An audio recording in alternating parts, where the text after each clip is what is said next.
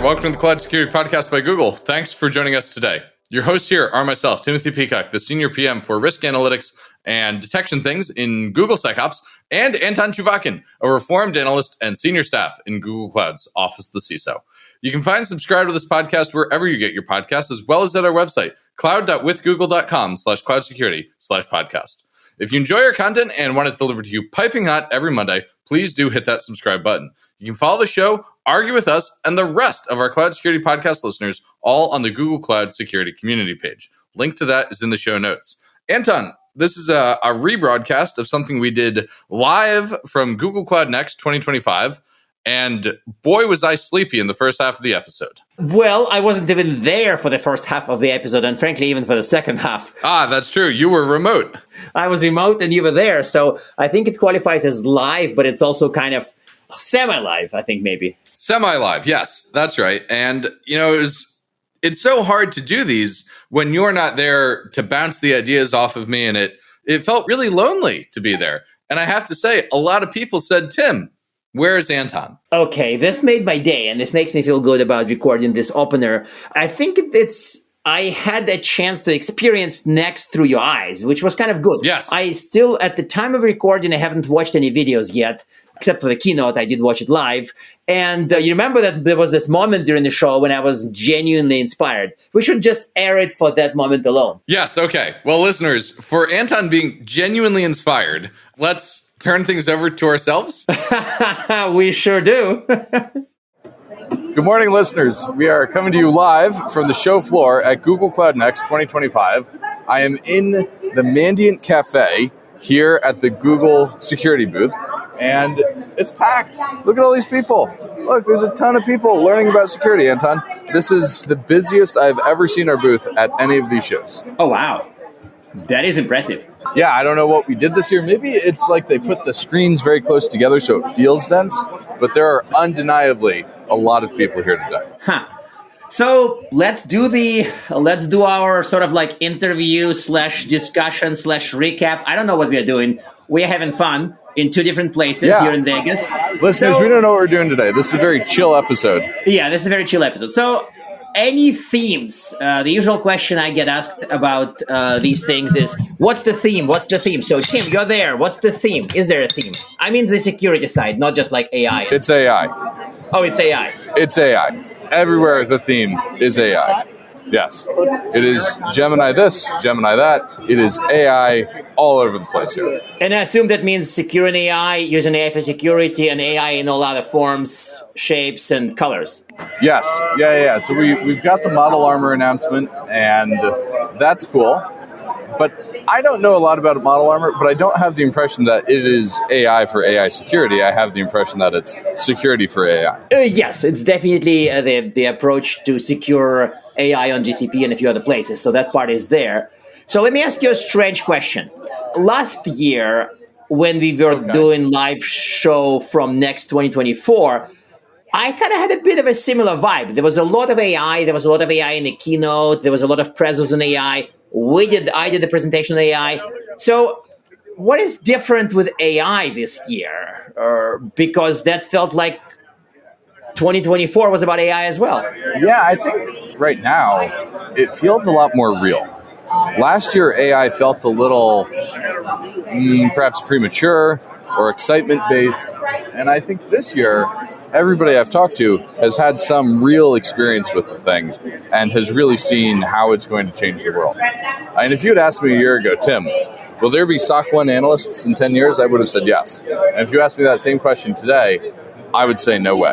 Okay, so that is a change, and I think that's a change that you can touch.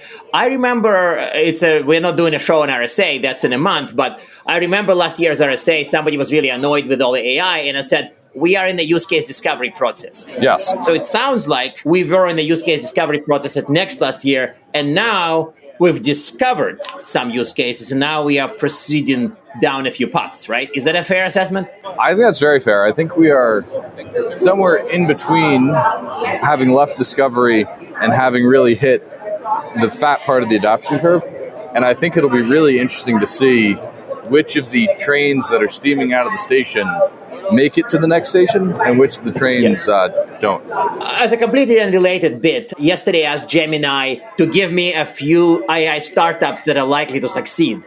And 2.5 gave a very nuanced answer. Oh, that's fun. What did it say? Yeah, I didn't ask give me a fun AI startups. I asked more likely to succeed. And I got a pretty nuanced analysis from 2.5 about why it thought these 5 has a higher chance of success. It's really fascinating. It's almost like asking AI about success in AI security produces good results. And obviously every vendor can do the same, so I'm not revealing the list. Did it name real startups or did it hallucinate them? No, they were all real, for sure. And the answers were quite robust. I mean... really? They were all real? Did you check? Yes. I mean, I knew 80% of them, so 4 out of 5. And the 5th one I did not know, but I looked them up immediately. So, yes, they definitely... Oh, no, we are beyond making companies upstage. Pretty clear. Yeah, that's 2023. Are we? Are you sure? No, I'm not sure. I'll be honest with you. I don't know if I trust it myself yet. Well, I mean, I did look Google. Yeah. I definitely trust Google a lot more, but that's well known. See, you looked it up. Yeah, I definitely looked it up. So I think the other question I prepared about the single most impactful thing is kind of maybe you're going to go to AI, but let me still try. In terms of security announcements, in terms of security news, what was the biggest thing that maybe impressed you the most? Like, I'll combine the questions. What's the biggest? What impressed you the most? Oh, what's the biggest? I think the biggest has to be Gus. I mean, we had the Gus demo on the main stage at the keynote. Yes. And it's pretty special to have that kind of visibility and opportunity. And listeners, the other fun thing is this is an opportunity for me to plug this. I was the understudy for the demo during the keynote. And it was pretty cool to be backstage during all of that, see how that kind of production comes together. Mm-hmm. And I worked really hard to do absolutely nothing. But you assured the success of the keynote by being there, right? I did. You did, yes. And it's not quite true that I did nothing. During the keynote, while Pyle was on stage, while my skip level was on stage, listeners, I was backstage working a second laptop, mirroring what she was doing. Just in case her laptop on stage caught on fire, they could have cut over to mine live, and we would have had a backup there. And then there was another backup for that, which was a recorded video of the demo. Yeah, the keynotes are really well prepared. So they have that vibe. 2 nets under her on stage. I watched the keynote. It went flawless. So it was very clear that this is a lot of hard work. Yes. And I mean, believe it or not, I did watch the whole thing from start to finish, not only the security parts. And I was kind of impressed with how much we've done. I mean, I know keynotes are meant to produce this effect, but we are pretty jaded security people. So I felt very inspired by being at Google. Like, I'm not joking. I'm not doing cynical Anton remarks. I felt I'm happy that I'm at Google. Listeners. Anton felt inspired. For Anton to feel that way, this is a big day. It's a pretty freaking high bar. I would go with that, yes. It's a really high bar. Did you see the flowers demo? The flowers demo was what impressed me the most, though, of the keynote demos. Oh, yes. Flowers demo blew my mind. Yes. That was real. That was real. Yeah. He was actually talking, and during the practice runs, it worked to varying degrees. And so while that was happening on stage, all of the speakers were in the speaker room just holding our breath, biting our nails. And to see that succeed as well as it did on stage that day, we were all delighted. Yes. And I think the pauses... I personally freaked out during some of the pauses when it was thinking about giving the discount. Yeah. It's actually kind of mind-blowing. Like it's like the thinking was like palpable. Maybe it's like API delays, whatever. It may not be thinking, but but it was like very clear that the system has magic. It's pretty cool. So it's kinds of experiences like that make me say AI. Yeah. We wanted to go kind of back to our podcast title, the cloud security. Yes. And last year at Next, we had this cafe conversation, I think it was in the cafe, about Peninsula versus Island. What it was is whether cloud security is kind of built into the overall body of security, cybersecurity, information security, or it's still an island. Like, you are an endpoint security expert, yeah, I'm a cloud security expert, we're not friends. So this whole Peninsula Island thing, I felt is kind of impactful, but at the same time, this is not an underhanded way to get you to talk about Wiz. I'm genuinely curious, what are we changing what is changing in terms of CloudSec being an island or a peninsula, part of the overall security story? I've talked to a lot of users here this week. It is not yet part of the mainland. Yes, that's very... It appears that cloud remains an island. Yes. And I think it remains an island because of human nature and because human beings want to specialize in things. This is pretty natural. But I think what I hear from SOC teams and what I hear from defenders and program teams, people specialize in cloud. And they're not cloud plus networking, they're not cloud plus EDR, they're not cloud plus identity on-prem, they're cloud. And I think cloud security is going to remain this way, possibly for a long time.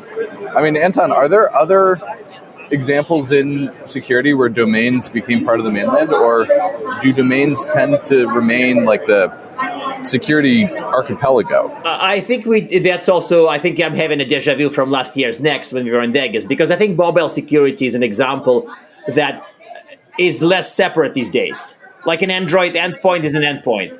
But also less present. Much less present. Correct.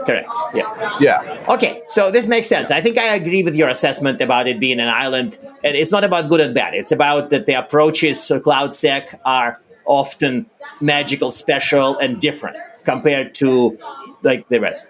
And it's a deep domain. Yeah. It is a very deep domain to get cloud right. And it's not surprising that people can only hold so much stuff in their head. There is that. So let me ask, I promise it's not a leading question to highlight, your involvement in Keynote and all that stuff. But we do talk about shift in security burden from humans, from clients, from like analysts to sort of platform features and automation. So have you seen examples, whether they're inside Gus or outside, where we do that, like where we continue to do that?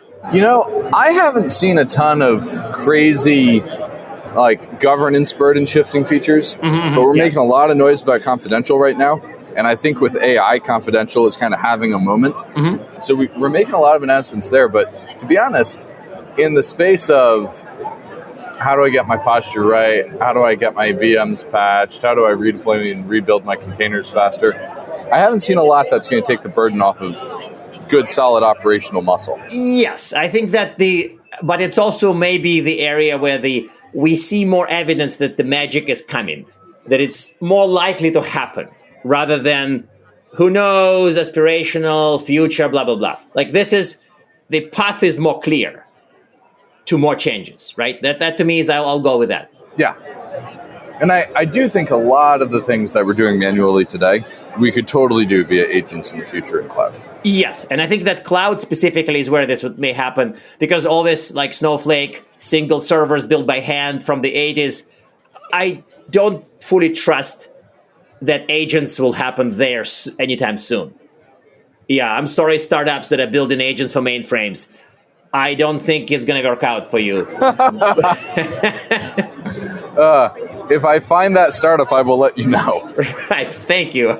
Well, agents to improve patching in Windows 2008.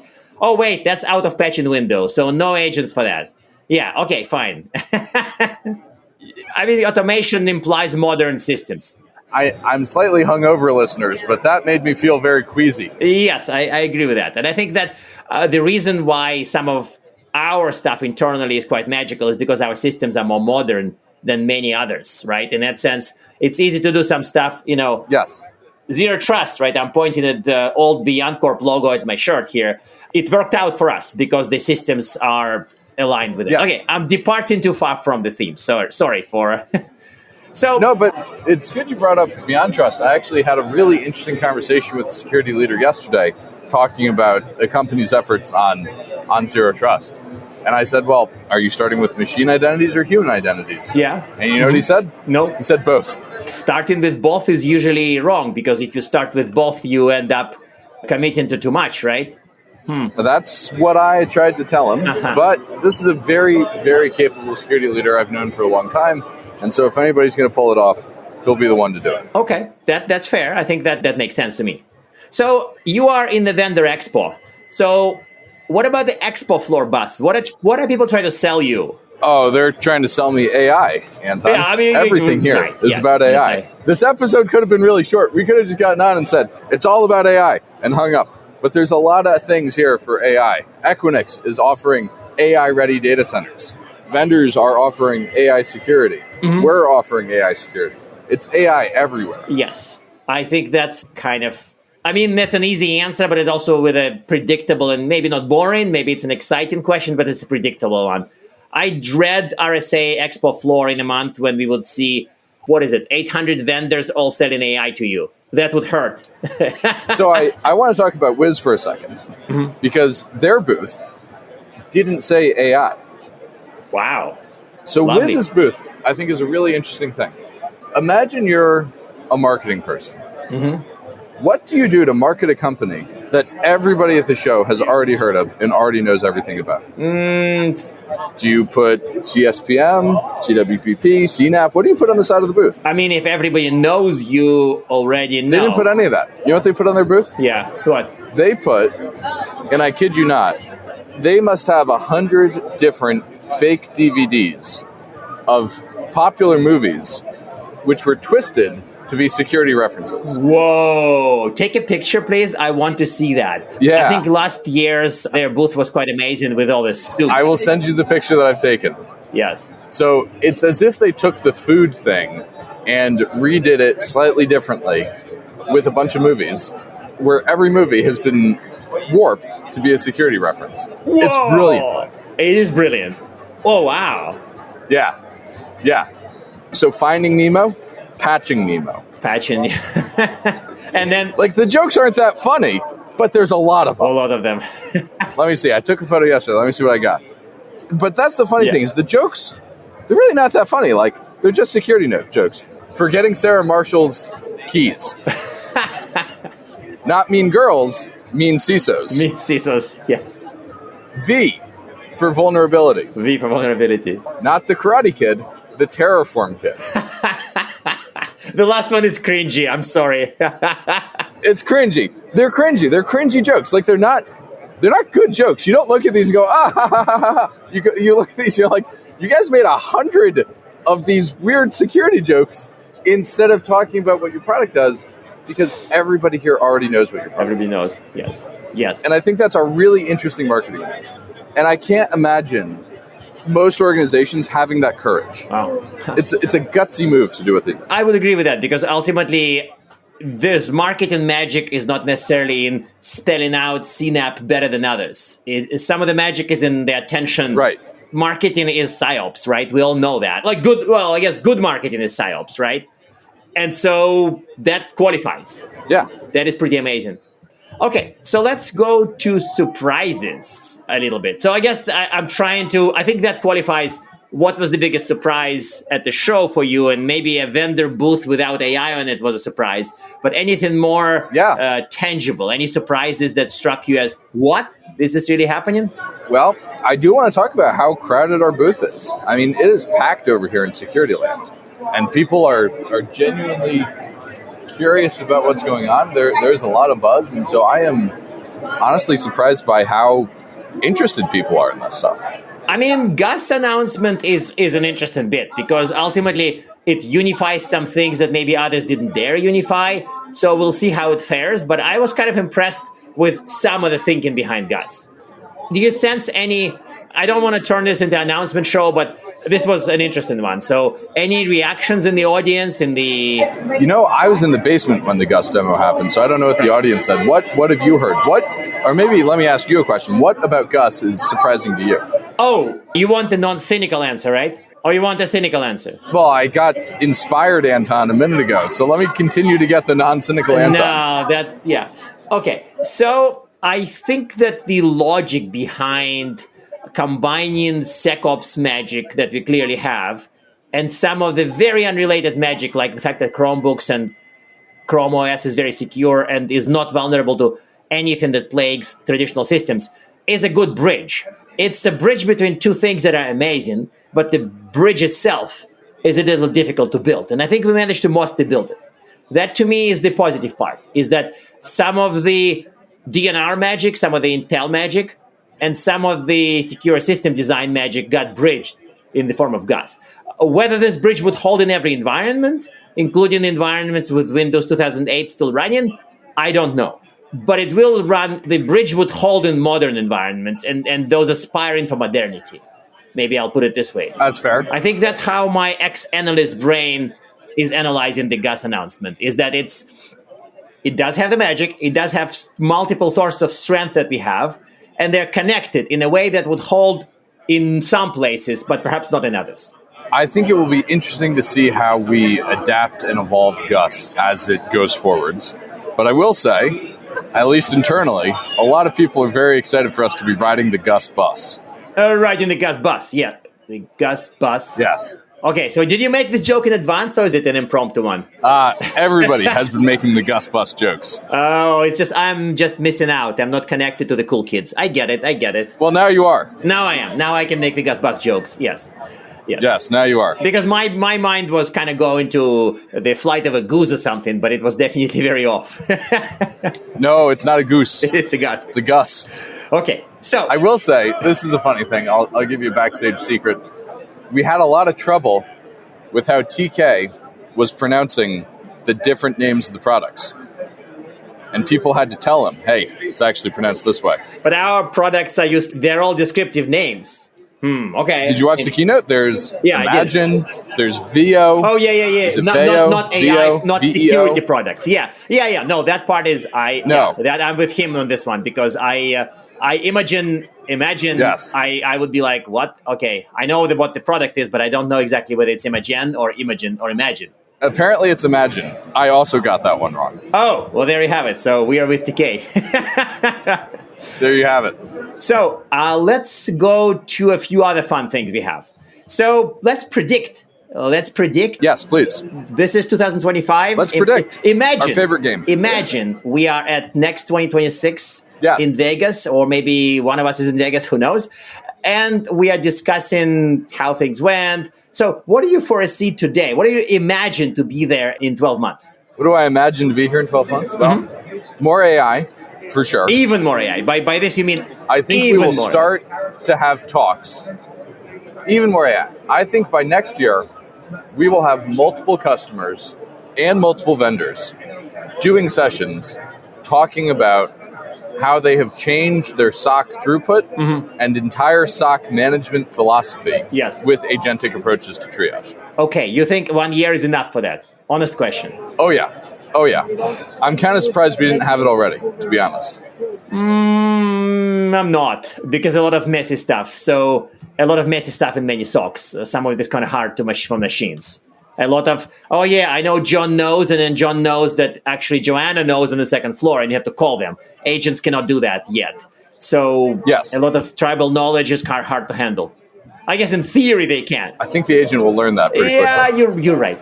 Fair point. Yeah. It's not impossible for them to do that. They just don't do it yet. I, for one, would be super curious to see that future. I mean, there are many areas of security where in a modern environment, agentic stuff would have a lot of impact.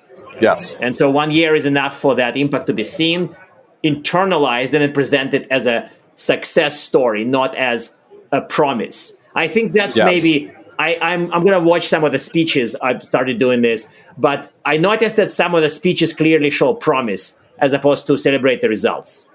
And I'm all for promise, but I also want results. Yes. And in a year, I think results would overpower promise, right?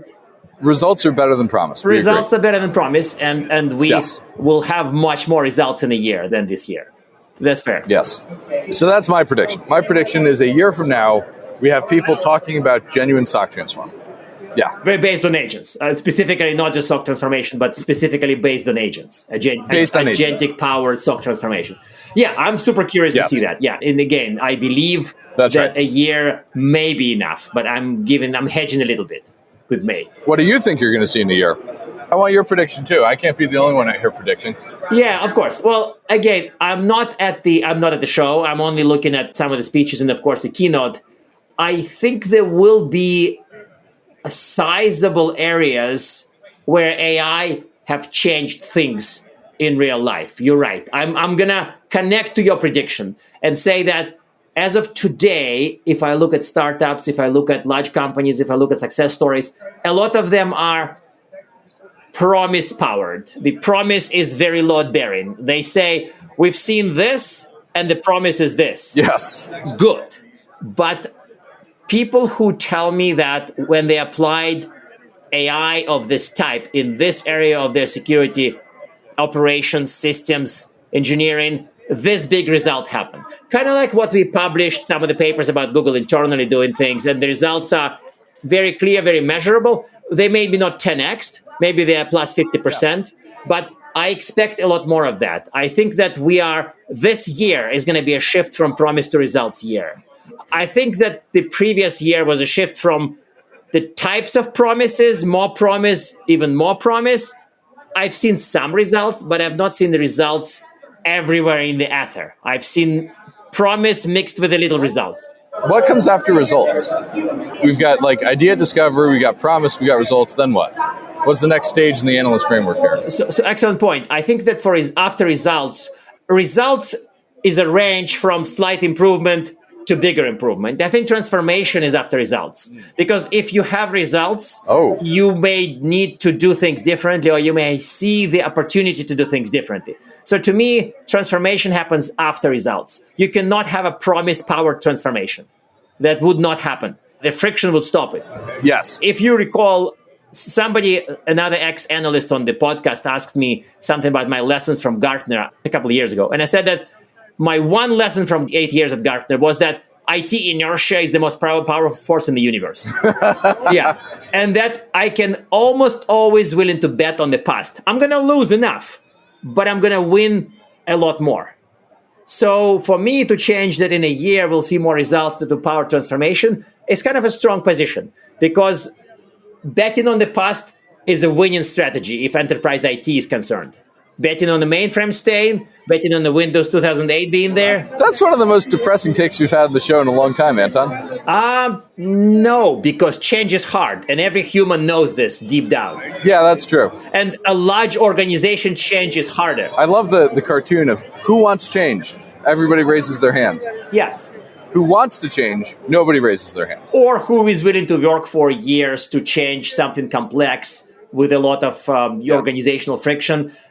Human change is hard, but the large organization change is much harder. So culture change is very hard. I think that's why I am inertia. I guess I would bet on inertia. And as I said, I'm going to lose enough. But overall, that's in enterprise IT, that's a winning strategy. All right, well, listeners, we've got the inertia lobby represented today. This is great. It's a little, that's too depressing. So please, Okay, we have maybe one final question. What one thing should a security professional remember from the show? Yeah, apart from, AI matters or will matter, but matter more.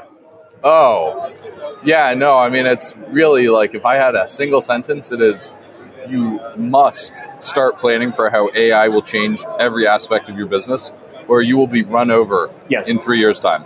Right. Excellent point about 3 years. Because you would be affected in a year, but in 3 years you'd be run over. Yes, that's exactly right. You will be completely flattened in 3 years if you're not starting to think really hard, really seriously right now. And that's true about everything. Like my fellow product managers, if you are not adopting AI tooling in your day-to-day as a PM, you're going to get flattened. SOC managers, you're going to get flattened. SOC operators, you're going to get flattened. Yes. So you might be betting on inertia, but I am betting on the steamroller of AI to flatten everything if people don't get out of its way. I think that there is a way to actually combine these visions. They may be true because even in inertia-powered organizations, some things will get flattened by AI. It's very clear. So I think that they're slightly conflicting, but ultimately they can both be true. Yes. Okay, well, that's it. We're done. This was amazing. I miss Vegas. I guess I'll maybe there later in the year. Come back, Tim. Well, I'll see you at RSA. Listeners, you'll see both of us at RSA. Tune in for our RSA live streams that we've got coming up. Yep. And Anton, I missed you in Vegas. It's not the same without you. Thank you. All right. With that, listeners, thanks so much for joining us today. And now we are at time. Thank you very much for listening and, of course, for subscribing. You can find this podcast at Google Podcasts, Apple Podcasts, Spotify, or wherever else you get your podcasts.